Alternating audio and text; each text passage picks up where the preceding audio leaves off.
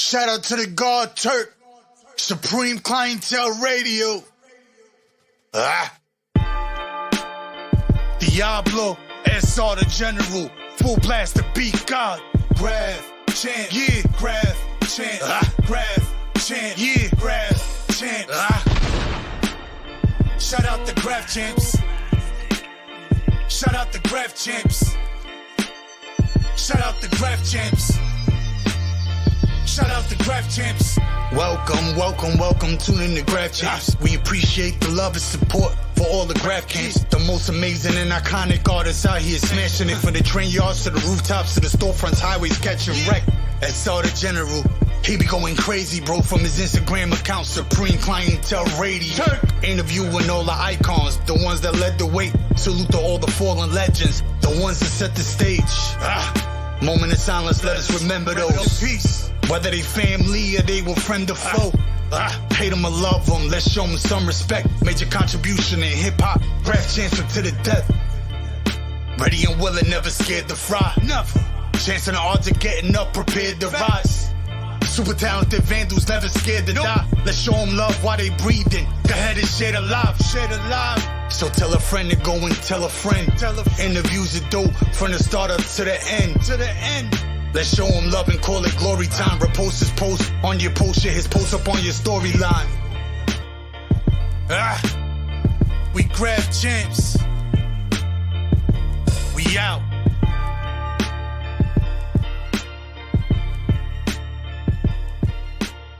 Yes, sir. Here we go. Graff Champs, we got the legend himself. Yo, first, before anything, I just want to say how appreciative we are for you to come and chat with us. And we already know that you're a GOAT behind the mic, beating shit up. You know, some of our favorite verses, one of the first rappers to drop real bars when it was like all hibbity hobbity and hip hop. We know all of that. But we came to pay respects to your hand game, you heard, to your street legacy. So we just want to thank Masta Ace for coming. Yo, salute, my guy. Salute, Masta Ace. What's going on, man? What's going on?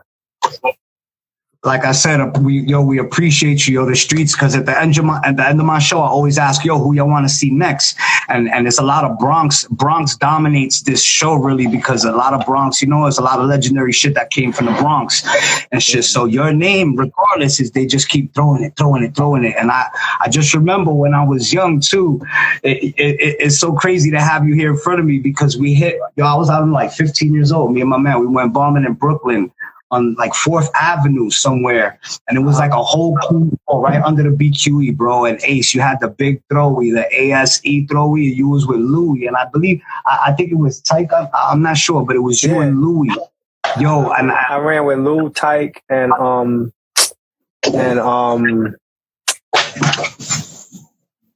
Trap. Ooh, my God. That's a squad right there. All right, so listen, this is how we do it in Graff Champs. We go from the beginning of the story. So, Ace, what got you into graffiti? How did you get into it? This is actual fact. I was a junior in high school. I was in 11th grade. And the Star Wars documentary came on Channel 13. And it changed my perspective on so many things because Graff was always around me, but I never paid attention to it. Like it was kind of just in the background. Like trains would go by, and after I saw Star Wars, all of a sudden it just opened up this whole new world. Now I'm reading every name that goes by on every train. I'm inside the train in the car reading all the tags and trying to make out different names and seeing which names that I see the most. I actually had a little in my notebook, my school book. I started writing down. I had like a long list on the back cover and the front cover and the back cover inside. I wrote down every name that I saw, either inside or outside the train. It was just all like lines, a list of all the names that I saw. But it just affected me in such a way that I was like, yo, I want to be a part of this. I want to try this. I want to see if I can create something colorful and dope and put my name up big. And so, I mean, really Star Wars taught you how to be a graph artist. It explained that you had to go rack paint, which I never thought of, but I was okay. So there was a store in East New York, Brooklyn, right near my DJ at the time, Steady Pace. He lived in Linden Plaza, which is right across the street from this big store called TSS, Times Square Stores. TSS, wow. Just their phone. So the first time that I ever racked up paint was at TSS. And we took those first few cans. We didn't know what we were doing. We didn't have any kind of style. We was like trying to figure it out. And, you know, we just started going around the neighborhood, just doing tags and just learning it. But just being a part of the culture. We didn't know we were being a part of the culture, but that's what we were doing. So wow, you said TSS, that brings back crazy memories. TSS, bro, we used to rap there too. All of that shit. But all right, so how did you get your name from the beginning? It was Ace, or how did that end up? My very first graph name was you're gonna laugh. It was Klein, Clein. And I don't even know why I picked those letters.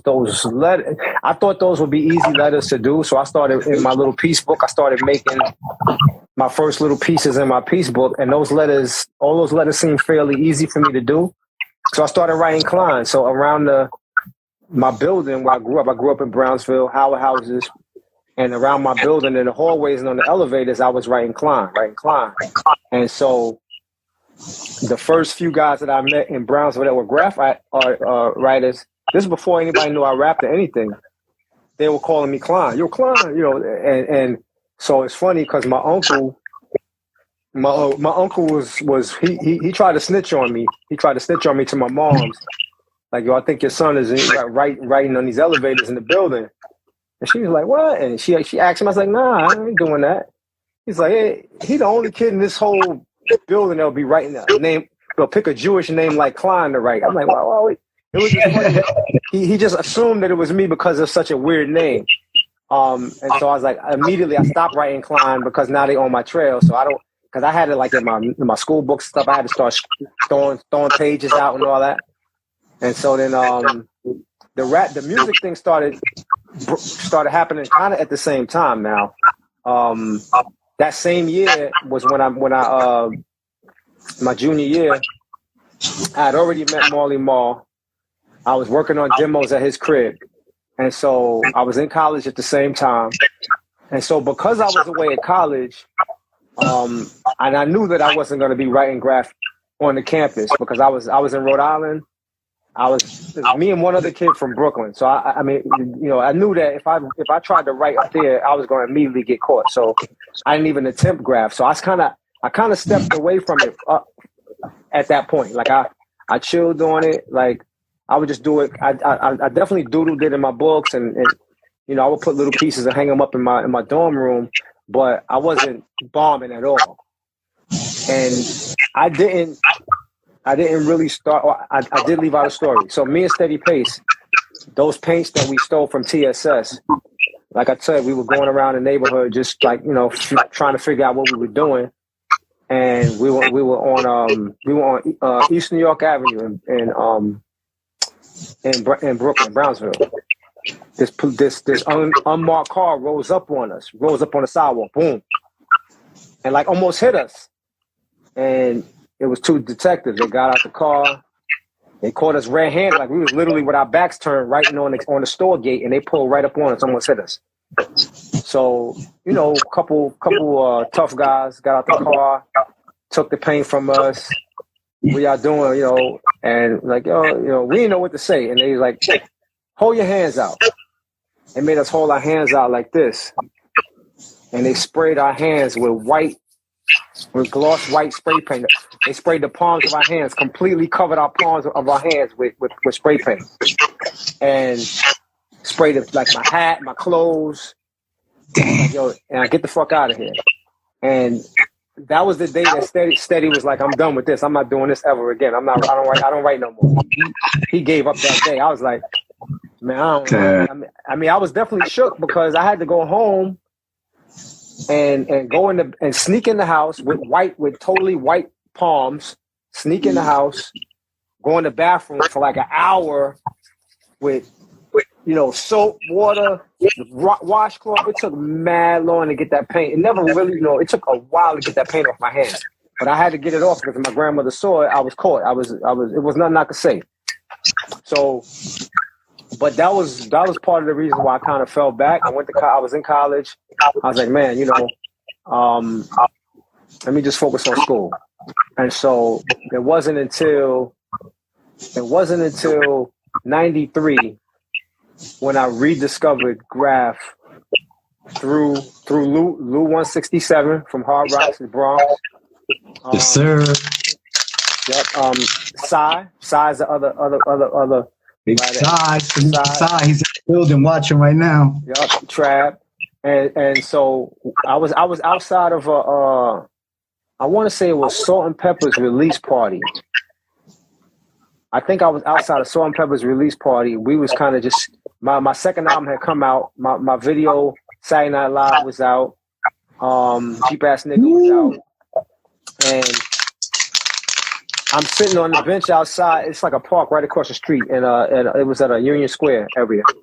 And Lou said something to me. I don't know exactly what somehow the topic came up about Graff, and he's like, "Yo, you used to write a little bit, right?" And I was like, "Yeah, but I said, I can't really. I went to college and kind of fell back."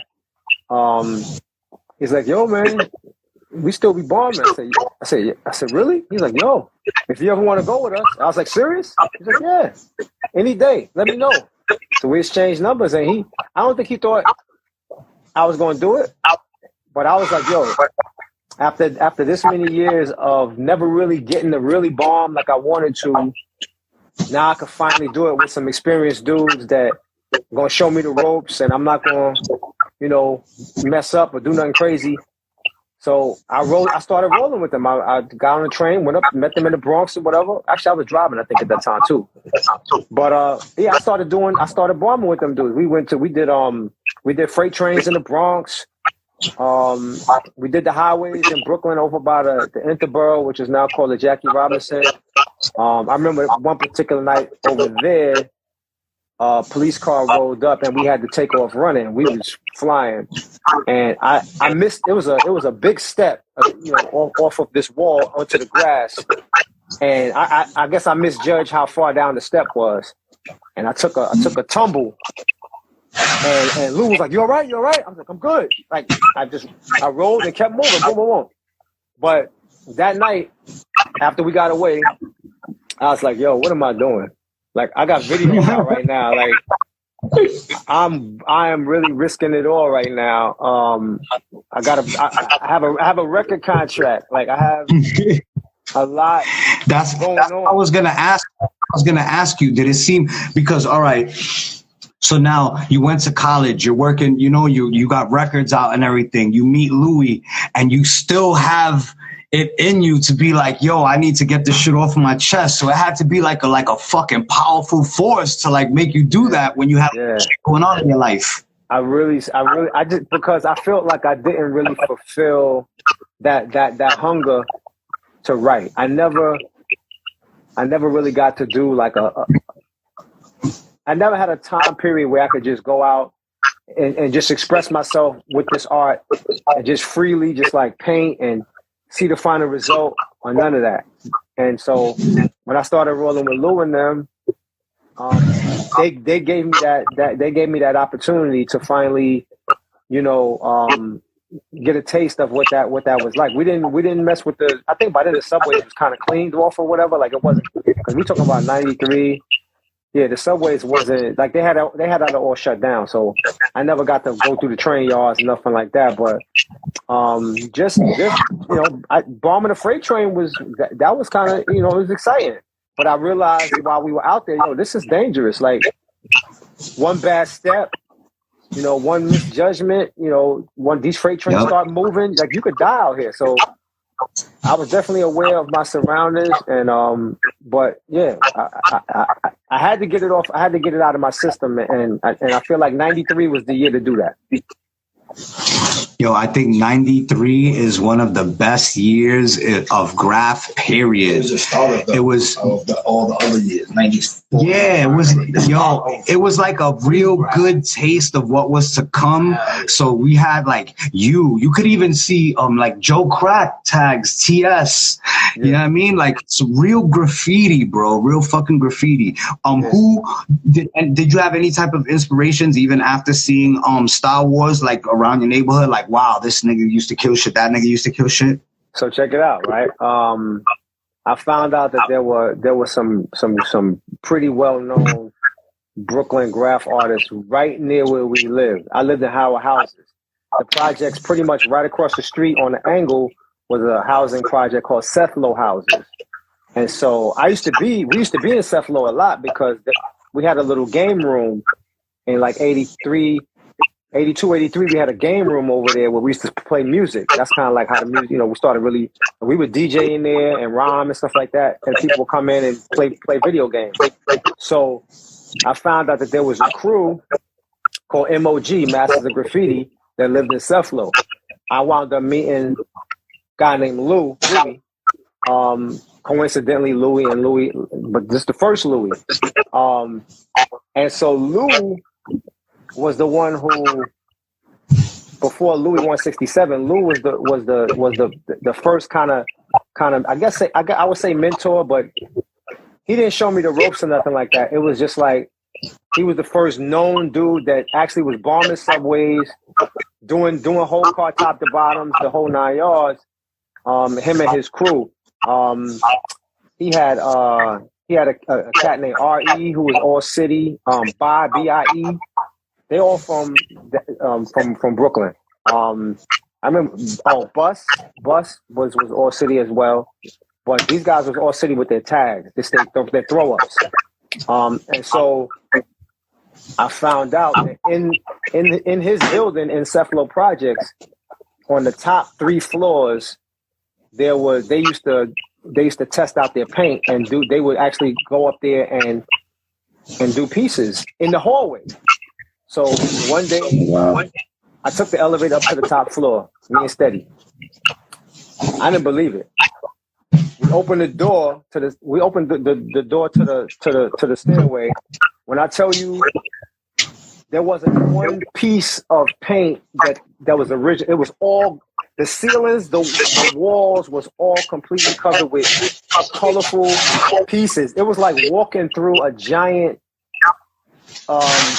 gallery, yo. It was incredible. Like I was like, yo, it's so funny because I wish I had a camera back. They had like the disposable cameras, but I wish I had a camera to, the feeling that I got when I walked in that stairwell, and as you went down the stairs, it was just different pieces all over the walls, all over the ceilings, just so colorful. I was like, I was in another world, brother. So we went down like four flights, fully covered. Then as you got further down, it started to get lighter and lighter and less tags, less color. But it was at that moment I was like, yo, man, I gotta get to know these guys. But them guys,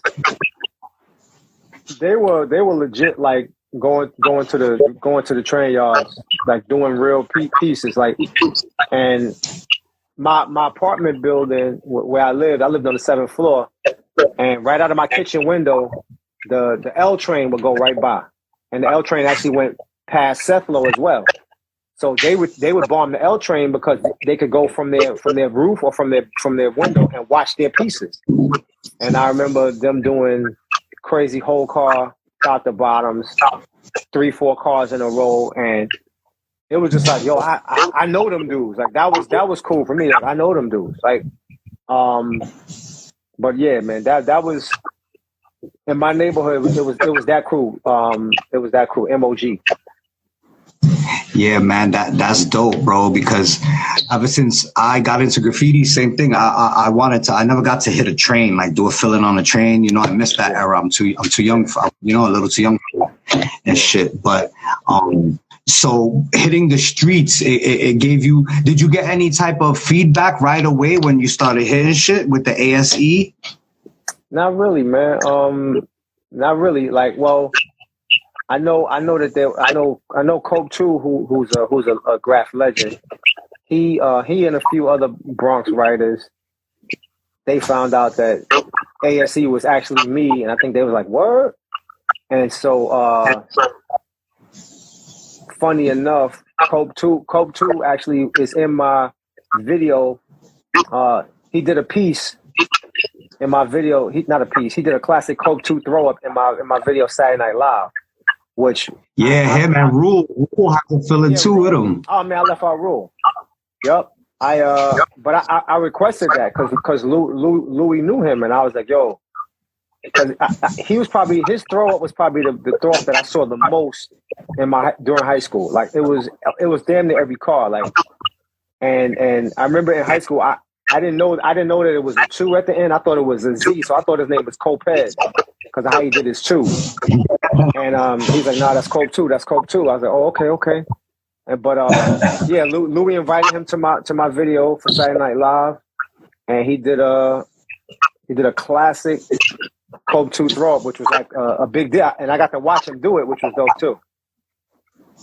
Yeah. I was just telling my mans how we was watching the video and shit the other day. I was like, yo, son with a Rule, because Rule, he in '93, like I said, that was the year. Rule, Tyke, and Louis, they went all city with tags everywhere and fillings, and Rule and Cope 2. Cope, Per, rest in peace. Rest in peace to the God Per. That was a beautiful, beautiful year. So what happened? You end up bombing just that 1 year, or what was the deal? Yeah, it was throughout that year. With Rule. My bad for leaving out Rule, because it was really Lou and then Rule. Those are the 2 guys I met that day. I met Sai and Trap later. Yeah, they took me on about 3 or 4 bombing missions. And then that night when we got chased, when I fell and I could have really got hurt real bad from that fall, then I started kind of like, yo, I need to chill. Like, and then I started hearing about Vandal squads, and I was like, oh, if they find out that ASE is me, it's gonna be an easy arrest for them. So I just eased back. I got it out of my system, but then I bombed in Cologne, Germany. That was the next place I bombed. I was on tour. I went on tour in 2001, and my guy DJ Schneider, him and a couple of his friends, like Graff, and they took me out, and we actually bombed, and did a highway bridge out in Cologne, Germany, which was like kind of cool because I hadn't done it for a while. Funny story there is a police car came by, and we had to run and hide in the bushes. And I had my spray. My cans was in my coat. I had a long coat, and the cans were inside of my coat pocket. No top on it. And I'm crouching down in the bushes, not knowing that the whole time I'm crouching down, the spray, the paint is just going. Because I'm pressing it down with my body. When the cops finally leave, I look up, and the paint it's going through my coat, my shirt, my undershirt, and all over my skin on my stomach. Like it just went through everything. And I felt it was like cold. I was like, oh man, that's the kind of stuff that, and this is in Germany. So I'm like, yo, if I cannot go to jail in Germany and I'm on tour, I'm doing too much. Like I'm doing too much right now. This is way too risky. But how did you actually come up with the ASE though? So the ASE came because so everybody knew me as Masta Ace, ACE. And when I started doing production, I started using the name Ace 1, ASE ONE, because I wanted people to think it was a different person. So a lot of my records you'll see produced by Ace 1 or co-produced by Ace 1. So the Ace 1 came from my producer name first. But then I decided to start writing that as well. How did you get your throw up? That was a nice throwy, man. That was a pretty dope throw. It was okay, man. I never really, like, to me, my hand never really got good, like, compared to what I consider good. Like, my throw up was okay. Lou definitely helped me. Like, he mentored me and kind of helped me figure out what my letters was going to be and then how to spice it up. he taught me how to do the outline, all that. Like I literally had to be taught like a student, a teacher teaching a student. And I just learned it from listening to him. And then whenever he was doing his, I was watching. I was just watching, just being a student, trying to learn. Okay, that you do the 3D at the very end. Okay, cool. All right, bet. And that's how I got it. So right from the beginning, when you got into it after Star Wars, you started looking at the streets. Did you see like street bombing niggas like Easy and Jaws and Josh 5 and niggas like that killing shit? Yeah, there was. So in my neighborhood, it was a guy named Torch, the MOG dudes I mentioned, but there was a few other people too. What's my man's name? A lot of names, man, just escaping me. But there was a few dudes in Brownsville that was serious writers. I'm bugging. On the other side of Brownsville, in Marcus Garvey, there was a couple of writers. Thurston used to write. Thurston Howe. There's a dude named Crazy. I think he used to write Crazy too, but he rapped as well. So there's a lot of rappers that also wrote. But it was a few dudes, man. It was a few dudes in Brownsville that used to do their thing. In your song Saturday Night Live, you say in one of the verses you used to hang out in Bushwick on what you said, Cornelia and Evergreen, or what was it? Yeah, that was Decatur and Evergreen. Decatur and Evergreen, yeah.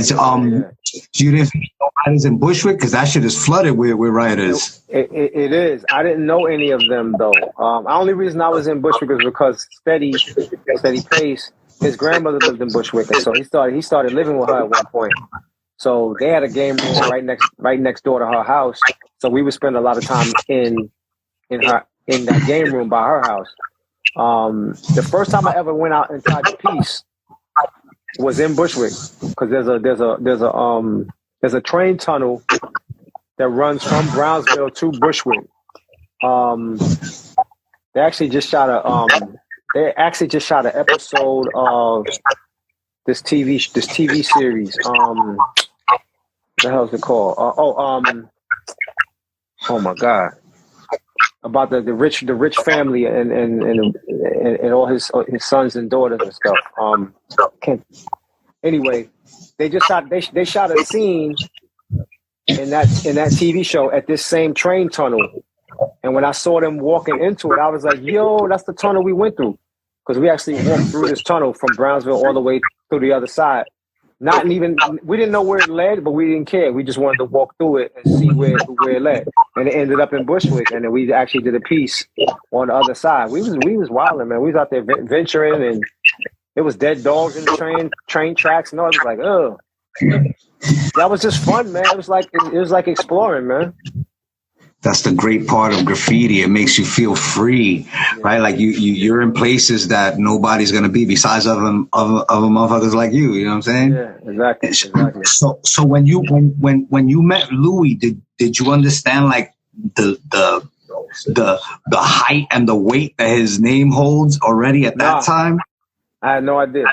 I didn't know. No idea. He just said, "Yo, come. You can bomb with us if you want to try it out. Come run with us." And him and Rule, they invited me, and I went out a couple times, and then I started seeing his throw-ups everywhere. And I had no idea. Yo, he's such an important part of Bronx history and just New York graffiti, period, in the golden era. Louis 1667 is really a GOAT, bro. We interviewed him. He's a supporter of the show. He gave us pins, everything. Louis, yo, he plugged me with Chad. What about Chad? Because Chad said he bombed at you one day, I think. Chad was there one time too. Yep. Yeah, so he had a good interview too, bro. Do you have like a favorite, a list of any type of favorites, like your favorite throw ups? Wow, definitely Cope 2 was one of my favorites. Wayne. Ooh. Wayne was he's like one of the king dudes to me. Got to meet him, got to know him. I met Wayne. I met there's another dude he used to write with as well. White dude. I can't think of his name. But when I started to realize that like a lot of guys didn't get along with each other or didn't like it, and it was no real reason. It was, I mean, they just didn't like each other, and I was like, damn, like I'm cool with everybody, but they're like, oh, you hanging with him? Oh, nah. You know, and I'm like, yo, y'all dudes got to knock it off. Like, this should be like one big, beautiful community. I always just hated the fact that it had to be rivalries when it really wasn't necessary.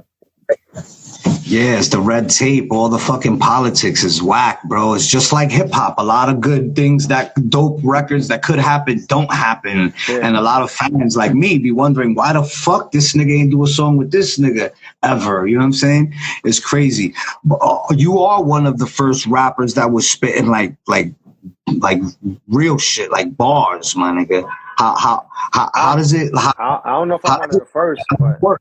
I definitely tried to put my own fingerprint on it, but it was definitely dudes before me spitting crazy. You was one of the recognized, you know, there's a lot of, when I started promoting the show the last time, so many people DM me and was like, yo, ask him about this song, he never spoke about that song. Like the songs that I never heard of. So I started going and listening and shit. How did the rap thing, how did you meet Marley? I met Marley because that same year that I saw Star Wars, the year before, I should say, the year before I saw Star Wars, I won this rap contest at the skating rink in Queens called United Skates of America, and so first prize was 6 hours of studio time with Marley Marl, and so that later that summer, which would have been the summer of 82? No. Summer of 83, I guess. I met him. We started recording my first couple of joints. And that next year I graduated college. Sorry, I'm confusing my years. It was definitely not. It was summer of 86. My bad. Summer of 86. I was in college already, so I won the contest. Met him that summer of 86. Recorded with him that whole next year, 87, and then I graduated college in 88, and he put me on his album, Marley Marl in Control, Volume 1. So the whole Juice Crew, the symphony, how did that come about, getting on the symphony?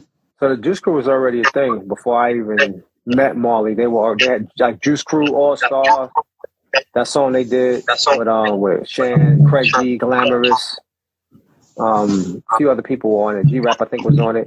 That song was out before I ever even met Marley, so that was already established. And so the symphony came about because symphony's for me, it was one of those right place, right time situations. They were going to Marley's crib to record one more song for his album. It was supposed to be a song with G-Rap and Kane going back and forth. I was just so hyped to hear this song that they were going to create that I was like, I really want to go. Craig G wanted to ride over there because he had negotiated himself to get on the song too. So I was like, yo, I'll drive you over there. But truthfully, I just wanted to hear this record they was going to do. When we got over there, the people put the beat on, they all started writing or whatever. And when it came time to go in the booth, he's like, yo, who gonna go in the booth first? And everybody's looking at each other. Let him go. So that's why at the beginning of the song, he says, I don't care who first or who last, because there was this whole debate about who was going to go in the booth first. So Marley basically volunteered me. Yo, you got a verse for this? And I was like, yeah, I got something. And he's like, yo, go in there and drop something. And I went in and spit one of my memorized verses. And, they decided after the fact, decided to keep me on the song. Classic verse. He set it off, right? And shout out to Craig G. That's my man. I've been fucking with Craig G for years and years and years. My brother, and shit. Yeah. But yo, that's crazy. So what about when the song came out and you heard it? Was you was cheesing, man, hard? How did it feel? Like, I didn't really think they were keeping me on the song though. Like it wasn't really. It was never established that I was gonna be on the song. So when it got played on the radio, it was kind of like, oh shoot, oh he kept me on there, okay. And the phone started ringing immediately. I was home with my mom. The phone rang, about 5, 6 different people calling. Yo, that's you, yo. So I hear, I'm listening to it right now. So it was a few of those calls or whatever. But yeah, it was a cool experience. I probably couldn't appreciate it the way I can now because I was young. I was 20, whatever I was, 22 or whatever, 23, and I was looking for bigger and better. I was trying to do an album and go to the next level. But it was a cool moment, definitely for me. So then after that, but your first solo album came out like 90, right? Yeah, 2 years later, 2 years after we did the Symphony, my first solo album dropped. So how did you feel then, like that you got your first body of work out? I mean, it was a long time coming. It was. We had been working on that album for a while, bits and pieces of it since I first went to his crib, and there was a question as to whether or not I was even going to get an album at one point. You know what I mean? There was a question as to whether or not I was going to get the album because they didn't. Marley brought me into the fold. Cold Chillin' didn't. They weren't really interested. That they looked at me as, oh, that's one of Marley's artists. But then once the Symphony dropped and people started to know my name, it was almost like they were kind of forced to do something with me. Otherwise, I was going to go to another label and they were going to get a chance to take advantage of, me establishing myself with this classic record. So they did the right thing. It was the right business move for them to be the ones to put the album out because they would have looked stupid if I went on to another label and made crazy noise over there. They would have been upset. So, but I remember when I was young, bro. I don't even know how young I was, but I had the fucking Me and the Biz, the single cassette. I used to have that shit in my back pocket, son. Me and the Biz, yo. Even the video and everything. What? That shit. Video Music Box used to play that shit. We used to run home to catch Video Music Box. You know what I'm saying? Shout out to Uncle Rob and shit. Yo, what was the thought? Why did you make the song? That was just to pay homage to Biz at that time? Nah, that was supposed to be a duet. That was supposed to be how Kane had the song Just Rhyming with Biz? Yeah. It was supposed to be one of those.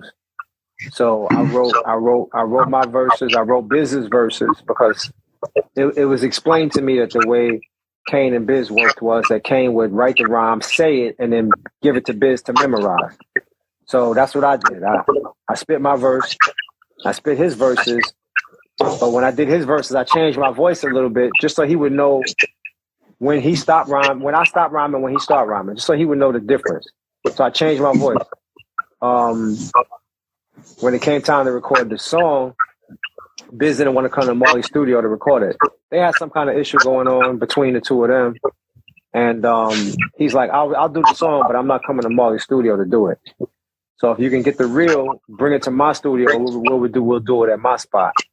And Marley was like, nah, we're not, there ain't no reels leaving here. And so I ended up in the middle, brand new artist. Like, I'm not trying to, cause no problems. I just want to get a record done. And so I was ready to just scratch the record. And Marley's like, nah, we're not scratching this. This record is too good. Like, let's keep it. And I'm like, but what we going to do? He's like, yo, let's just keep it how it is. With you, people going to think you big. I'm like, I don't know about that. So he basically talked me into it because, I mean, he had more experience than me. He had been out for 5 years before me or more. He had hit records already, produced The Bridge and stuff like that. So who am I to tell Marley what the right thing to do is? I'm just trying to like go at the flow. Okay, if you say so, we'll keep it on the album like that. Little did I know that Warner Brothers was going to decide to make that the single. That was like not. I was not with that. I did not want. So when you heard the single, you was tight. Well, first of all, I put my foot down. I was like, no, hell no, that's not the single. The first single was Music Man. And then Benny Medina called up and, they put him on speakerphone, and he said something to the effect of, if Me and the Biz ain't the first single, you might not get a second single. And so, oh man, yeah, he pulled that card on me. And like I say, I'm a brand new artist. I'm a debut artist. It wasn't in me to tell Warner Brothers, fuck y'all, we ain't doing that. Like I couldn't. I was like, yeah, I guess that's the single then. And they but the video, everything, I was like, deep down, I was like, this is not representative of who I am as an artist. This is like them trying to cash in on business name and a gimmick, kind of a gimmick to me. And I was like, I don't want people to view me like that. But they didn't care. That's what shows you about major labels. They don't care how you look in the situation. They just want to make a bunch of money.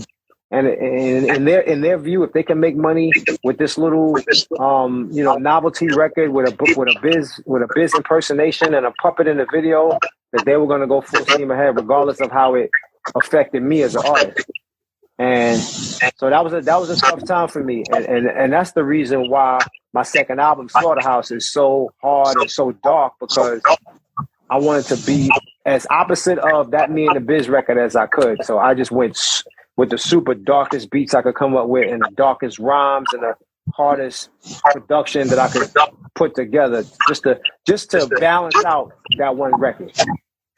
Yeah, that's the Live from Saturday Night album, right? The Slaughterhouse joint. Yep.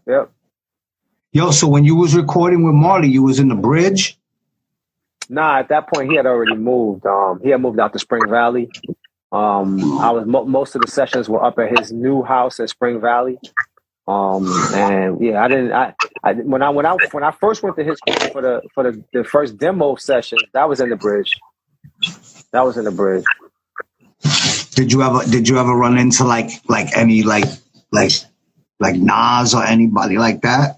Nas was probably like 12 years old or something. He was a little kid at that time. But I did meet G-Rap. I met G-Rap the day that Polo brought G-Rap to Marley's crib. I was there. And I don't even know if they remember this, because I wasn't anybody, so they might not have even been aware of who was there. But I was literally there it was my second session with Marley, and I knew Polo's name because he had a song out with this other rapper named MC Frost. And it was a nice record. He used to get a lot of spins on Kiss and stuff like that. So Polo shows up and he's like, "Yo, Marley, Frost is in jail, but I bought my new rapper. His name Cool G. That's how I introduced him. His name is Cool G." And I remember G-Rap had on one of the Hawaiian short sets. I don't know if y'all remember. Y'all might be too young. The Hawaiian short sets, though, the cotton joints. We always used to wear them in them days. We talking about 80. This probably 89. No, 87. 87. And I just remember him having. And that day while I was there, they recorded "It's a Demo." I watched them record "It's a Demo," and it was weird though. It was a weird song to me because it was like people wasn't really sampling like that yet. Marley was a little bit ahead of his time with the sampling, and he sampled that James Brown. And I remember going like, I don't know if I like this. Like this beat, I don't like this beat. But a year later, that joint was getting played on BLS, Kiss, and then, oh, that's the song they did that day. And then all of a sudden, it was like, yo, this sounds dope now. Like, you know what I mean? At the time, I didn't get it, but a year later, I got it. What about Kane? You never like was in a cipher with Kane? No, it's not never. We was never. I don't think we were ever in a cipher, but you know, the day that we recorded the symphony was the first day that I met Kane. That day, I never met him before, and I hear from interviews that he's done recently that him and G-Rap were kind of in the corner complaining that Marley was putting this new guy on the song with them, and they were calling me glasses. Kane, you know, when Marley told me to go in the booth and spit a verse, Kane said him and G-Rap was in the corner, like, yo, I don't know about this. He trying to put glasses on the song. And they's like, yo, I tell you what, this is what we're gonna do. This is what we're gonna do. Because they was like, we're not doing the record. If he putting him on it, we're not doing the record. So it's like, yo, let's just say we're going to the pizza shop and then just don't come back. And G-Rap was like, all right, bet. So that was the plan. They had a plan and everything. They was gonna leave and not come back because Marley put me on the song. Now I don't know what happened. I think what happened was I did my first take before they left, and they heard my verse, and then they had another meeting. Yo, I think glasses kind of dope. Yo, I can't front glasses. Yo, keep glasses. So, but how about I didn't hear none of this until like 2-3 years ago? I never knew none of this. What? I never knew none of this was happening behind the scenes. Who told you? How did you find out? They were talking about it? Kane did an interview. About it. He told the whole story. I was like, wow, I had no idea. That's funny. That's hilarious, yo. That's crazy, yo. Shout out to the fucking legendary Jewish crew, though. But you see, that's crazy because from the outside in, they just look like you see the video. All right, so what about when the video came along? Was everybody cool by then? Yeah, everybody was cool by then. I mean, we're still getting to know each other, but everybody was cool. We was definitely on the bus, cracking a bunch of jokes, and everybody was snapping on each other, and it was a nice ride up on the bus. So when you saw the video for the first time, you saw the official video, where did it get played at? That's a good question. I don't know who debuted that video. It wasn't that many video shows out at the time. It had to be Ralph McDaniel's Video Music Box. It had to be. So the first time you seen it, you remember the first time you saw it? Was you happy? Was you wildin'? No, I mean I was happy with the final product. I had seen it, but I had seen like before it aired. I saw it like at the label or whatever, so I knew how it looked before the world saw it. I had seen it, but that moment when I walked in the saloon in the bar and my name came across the screen, that was the moment that kind of changed everything for me. That moment right there, that sort of pushed me into this life of being an artist that has now lasted 25, more than that, almost 30 years. I mean, legendary. That's a fact. A legendary artist. Don't leave out legendary. That's a fact, bro. So everything you touch, like you do it on a level that is like it stamps it on some New York hip hop shit. That's a fact, bro. So what about you never did canvases like the Ace canvases? Nah, I never was that artistic, but I did commission a Graff artist to do one of my album covers. I dropped the album in 2016 called The Falling Season, and a Graff writer that I met from the United Kingdom, from the UK, by the name of Temper, who's just an amazing artist, period. Graff, yes, but artist, period. He actually painted it he did it on a canvas. So if you go and see that album cover, it's me in the cap and gown with the bus behind me. I literally through email and conversations explained to him what I wanted the cover to look like. I sent him the photo of me graduating from junior high school with the cap and gown. I sent him a picture of how the old buses used to look in New York City. And he took all of those images and he created this cover, which was the backdrop for this particular album. And I think the dopest part of the whole thing is that he gave me the original oil painting that he did. He gifted that to me, which is something he didn't have to do.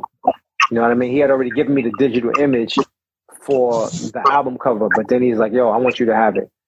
So I have that among my pieces of art that people have given me over the years. That's one of the probably the most prized possessions of art that I have, that album cover. Nice. So do you have anything from Cope or Scene? Nah, Scene was the other art. I couldn't think of his name. Wayne and Scene. They used to run together. Yep.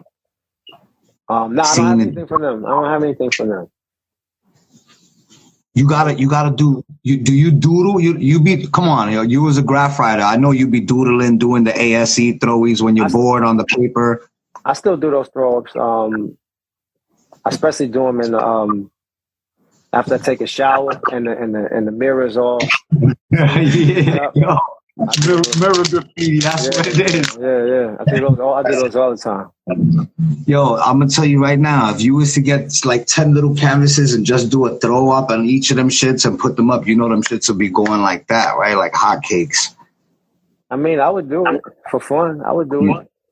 You need to, bro. I'm telling you, because I want to buy one. I need one for my collection.